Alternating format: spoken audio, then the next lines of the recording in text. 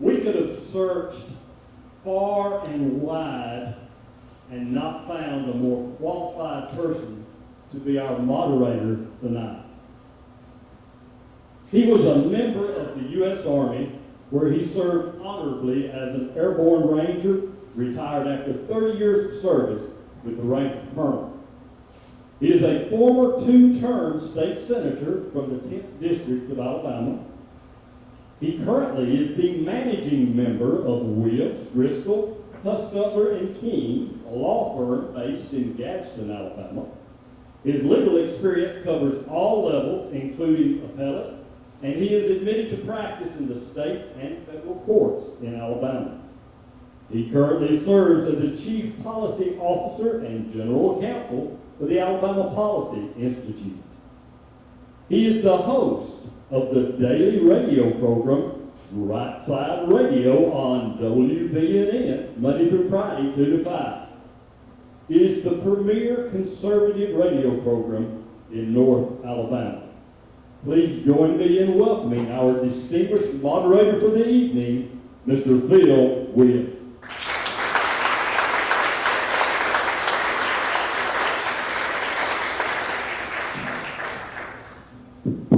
Thank you so much for having me. It's an honor to be with you tonight. And one thing that wasn't in that amazing introduction, thank you for that, was that I was also the Etowah County Republican Party chairman, so I know what it's like.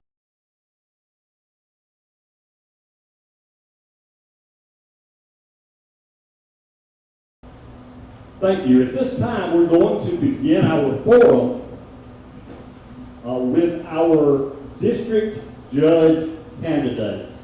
Now, all candidates have been invited to participate. So if you're in the room and I call your name, we would like for you to come forward and take your podium. Mary Baschab-Haslacker.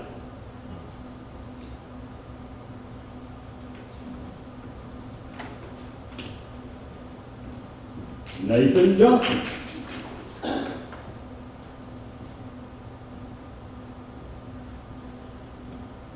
Chad Smith. All right, so Mary, so what we're going to do, here's what we're going to do. As a moderator, I get to choose the format a little bit, and when you only got one of three candidates, you have the luxury then of just sitting down and doing an interview. So I interview on the radio all day long. Also a practicing attorney, so I can yell at you and object and all that kind of stuff too, I guess. We'll go with I'm very used to that. Good enough. Well, listen, so you're running for district judge, but the first thing, I guess, out the gate is tell the crowd your qualifications that you think bring you to the point that you would want to run for judge, even to the point of how long you've been practicing and what's your niche been in practice and that kind of thing. Well, I started my legal career working up in Washington, D.C. on the Senate Judiciary Committee, which you are all probably familiar with if you watch the confirmation hearings. That's the committee that handles judicial confirmation hearings. And I did that for 1 year for then Senator Sessions and decided that Washington, D.C. was not my style. It was a lot of spinning things and not getting a whole lot of work done. And I was there to work and not waste people's time and money. So I went immediately into the judicial system, because in the judicial system, you can actually see what your work is doing. You can see yourself affecting people's lives, and it's not political at all, or it's not supposed to be political. And so I went from D.C. to the Court of Appeals in the 11th Circuit, to the 11th Federal Circuit, which is over Florida, Alabama, and Georgia, and they reviewed all of the district court decisions from those 3 states. So I was a staff attorney for the judges that sit on that Court of Appeals. And as staff attorney, we reviewed the appeals, we wrote the memorandum to the judge and wrote the opinions for the judges and submitted them, because there's no way that the volume of cases that came through there, the judges have to have that kind of help. And that's where Alabama's Judge Pryor comes from. That's correct. Sits on the court. Okay. Yeah, I worked for Judge Pryor as one of the judges. And then I wanted to come back here, because this is where my family was, and that I was in Atlanta with that job. That's where the staff attorney's office is. And they wanted me to stay on there, but Judge Eva Johnson was hiring a law clerk, and she was at that time working out of Florence. And so I applied for that position to be able to come back here. I was, I think, having my third child. I ultimately had 4, but we wanted to be around my mom and dad and my sister and our family, and their cousin Abel. And I got the position with Judge Johnson, so I was a law clerk for her until she retired from the federal bench. I was not confident enough at that time to open up my law practice. I've done it now, but I just didn't feel like I was prepared at that time. So I applied for and got a position with, which was very difficult. I even had to pass physical tests to get in the United States Pretrial and Probation Services. And I served as a pretrial and pre-sentence investigator there. And that's one thing that really uniquely qualifies me for this job, other than all the judicial experience. I did the investigations regarding when people are arrested on federal felonies and misdemeanors, to decide what is their potential for returning to court when their court date happens, and what is their danger to the community. And my job was to do that investigation and advise the court as to whether they should be released on bail and under what conditions. And then once a person was convicted of a federal felony, such as immigration violations, felons in possessions, drug trafficking, child pornography, sex trafficking, anything you can think of that would be a federal felony, I did the investigations for and wrote the reports and the opinions for the judges on how that person should be sentenced.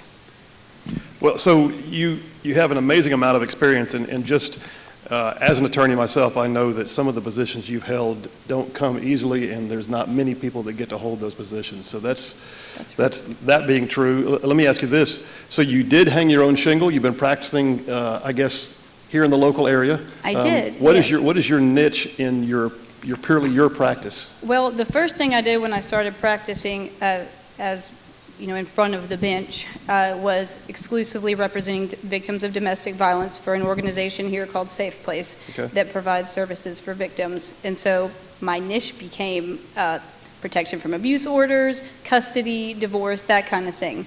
The sort of legal issues that someone who is in a domestic violence relationship might encounter, I represented those individuals. Now that I am in my own private practice, which I have been in since a little over a year, February of last year, I'm trying to think, 2021, I went to my own private practice. I represent the towns of Leeton and the town of Cherokee. I prosecute in Leeton. I do a little bit of everything now. I just a general practice, and I practice in the 6 counties in northwest Alabama.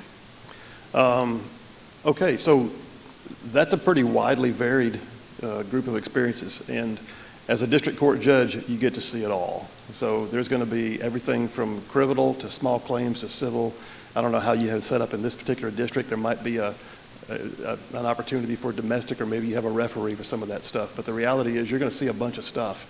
Is there any particular, here I'm going to ask that question, but there's nobody else here to argue with, so I'm just going to ask. We could argue. Is there a niche? No, I'm a radio host. I argue quite well. Okay, anyway, but is there a niche within the law that you wish you had seen more of to this point? I wish I had been involved in juvenile court cases more at this point, because in this county, the district judge handles the juvenile court, and I have been guardian ad litem in cases. I became a certified guardian ad litem before I even opened up my own practice, and I have done that work, but I would like to have seen more of, I will see a lot of it when I'm elected, but I would love to have more experience in that area. And a lot of that work is done through appointment by the district judges, and I have put my names out there to all the district judges and just kind of waiting for the appointment, so bring them on. Okay. All right. Now, in some of what you described of your experience, you saw a lot behind the bench. You were there helping work on the appellate level cases. You were there, working on the opinions, I'm sure, providing input to the people who actually wore the robe and sat on the bench. So seeing behind the bench, but also seeing their demeanor from the bench, is there any particular role model? Is there anybody you look back and go, that's the person that I hope I'm like, should I ever have the chance to be a judge? Well, my mom is a judge. And your mom is a judge? Is mom here right now? Yes, she is. My mom, my husband, my 4 children, my dad, my sister, she's here. Outstanding. That's good. That's awesome. Mom, what kind of judge are you? I'm a retired active judge. I was on the Alabama Court of Criminal Appeals for 12 years. And I was a district judge and a circuit judge. Wonderful. Do I need to ask her anything? Do you have any stories you want to tell about her before we? Let's skip the ages from like 16 to 20. Okay, so when you were 17,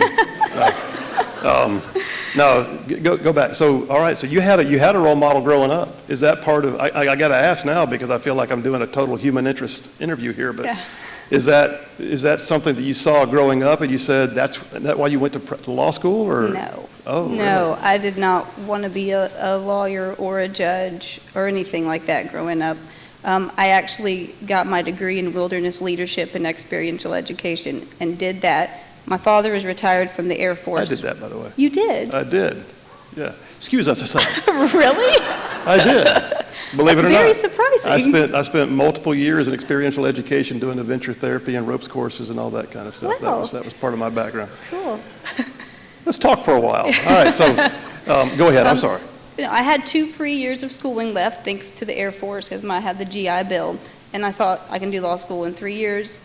I could probably use it if I just needed a degree. Lawyer would be a good one. You know, people say doctor, lawyer, and I could do with that undergrad. I could become a lawyer. So I went to law school at Alabama right in the nick of time to use my 2 years that I still had left for the GI Bill, and ended up just following the path that God had planned for me. And There you go. It's worked out well. Well, that's very cool. Yeah. So you're running for district court judge. Now let me ask you this. Recognizing, and I'm sure most of y'all know, here at home, there's going to be district and circuit court judges on the average. Did you choose district because there was an availability? Did you choose that because that's the one you wanted? Is this your entry level into judgeship? Would you see yourself at a different position later? What's your thoughts? I ran for this one because it's the open seat, and it has the juvenile court in it, and it has the domestic violence misdemeanors and all the misdemeanor crimes, which people who are committing the serious misdemeanors are the ones that go on to commit felonies that are happening in this county now that everyone is concerned about. It's an important court, and it's a very busy court, and I am a very hard worker, and I chose this because I wanted to give the people an option of someone that they knows is going to work very hard to make sure the like 6,000, I think, average cases get handled every year, and that they're done fairly, and that they'll be efficient, and won't be wasting the people's time and money, and that they can have somebody who they know won't abuse their discretion and just that they can trust.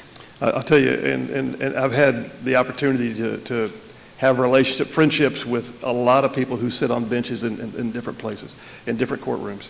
And I think the district court bench is the busiest of all. And I'm sure every one of them would say, no, I'm the busiest, but I'm sitting here as the outside looking in. The district court is the nuts and bolts of practicing law. It's literally, and the docket is always, that deep compared to the others that are more manageable, I guess I would say. Right. All right, so let me jump over to a couple of other things. So you're running as a Republican.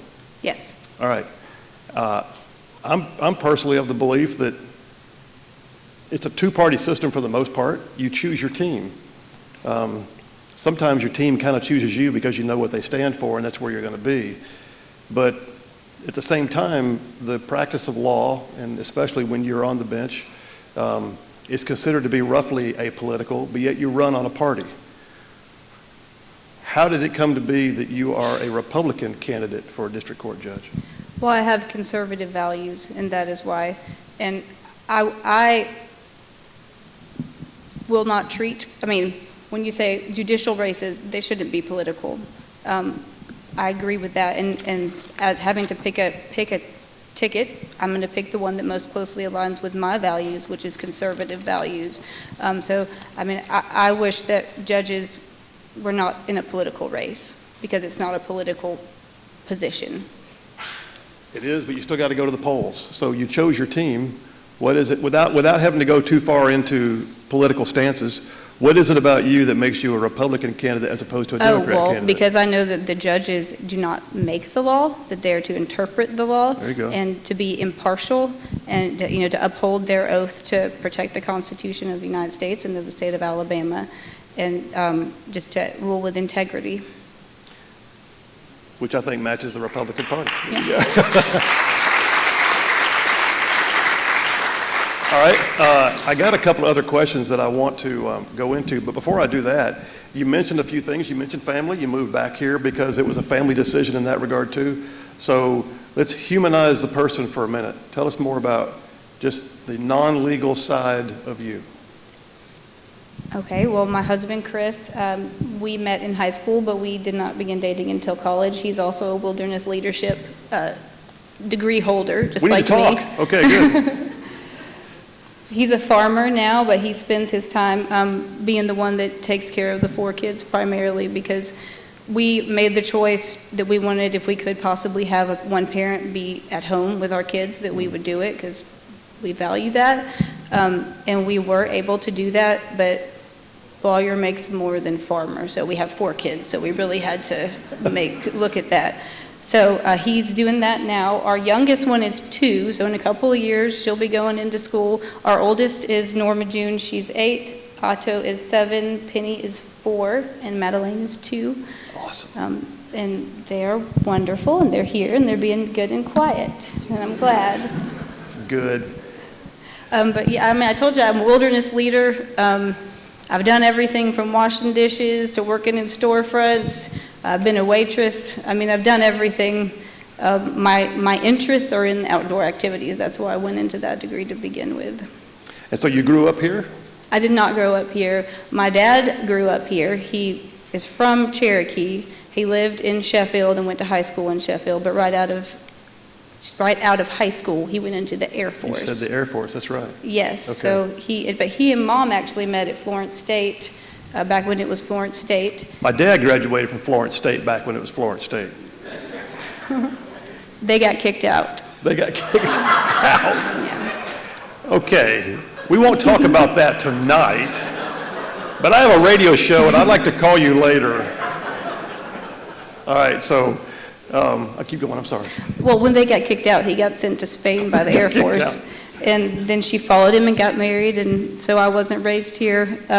My mother's family is primarily from South Alabama, and she got her law degree in San Antonio when Dad was stationed there, and he retired, and they came to her area of Alabama.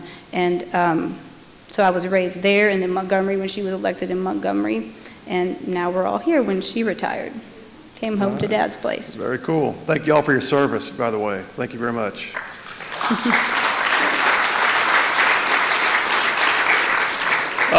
So if you take the bench, if you become the judge, is there anything, having observed the places you've been, and maybe even practicing in the courtroom where you may wind up presiding, is there anything that you see that you want to bring in and say, I have an idea of how we could do something different, and if so, what is it? Yes. Well, at this time, we do not have a juvenile drug court, and we do not have a veterans court in this county. And those are 2 things I think we could benefit from. Basically, they're both just targeted courts that, I know you know, but maybe other people don't. I actually, as a state senator, I was the one who chaired the Veterans Court Initiative and helped get that started in Alabama. Well, will you come help me get it started? Sure. Thanks. Okay, listen. All these things, but go ahead. But they're targeted courts that essentially offer a way,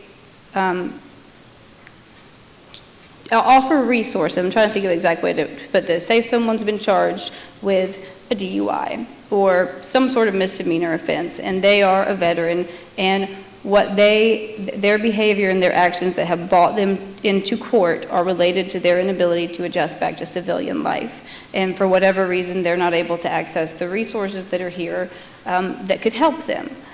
If they're a good candidate for the Veterans Court, they can apply, come to the Veterans Court. They're offered a chance to get connected to maybe mental health treatment if that's what's needed, work resources if they're unemployed, any substance abuse treatment, any kind of thing like that, education, anything that would help them to get out of the situation that is causing them to not be able to adjust back to civilian life. And they have a veteran mentor that's assigned to them that walks with them through the process. And if they do it, then they can have the charge taken away. If they don't do it, then they have to face the consequences. For and sometimes it's true too that the veterans don't even realize what assets are out there that are available. They don't realize they have mental health assets or a GI Bill or anything else that could help them forward in life. So, so that being said, are you a fan of pretrial diversion programs?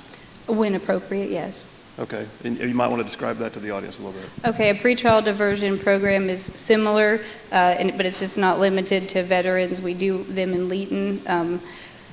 If there is a person who meets the standards under the law that writes the pretrial diversion program as far as their criminal history or the offense that they've done, they can apply to enter a plea of guilty. That's how we do it. They enter a plea of guilty, but the adjudication is withheld, and if they complete the program, such as getting mental health treatment, getting substance abuse treatment, staying out of trouble, whatever it happens to be that's geared toward what they did, then after they've done it for a year or 2 years or whatever the law has for that pretrial diversion program, they can have the charge dismissed if they comply. So it's sort of like Veterans Court, but it's universally applied to people who qualify.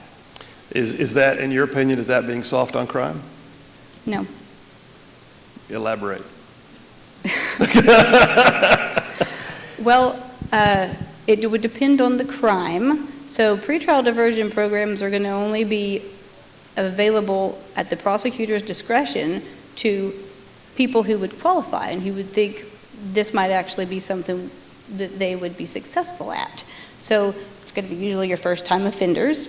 And that all depends on the prosecutions communicating and jurisdictions communicating, because you might have a first-time offender in the county who's not a first-time offender in the municipal court. So knowing whether you have a good candidate there that isn't going to pose a danger to the community and that just is looking for the really a second chance, is going to depend on the communication between the jurisdictions. And I don't think it's soft on crime to acknowledge that some people need second chance. Everyone needs a second chance, but ultimately the criminal justice system is there to protect the community and ensure that we're safe and ensure that the laws are being upheld.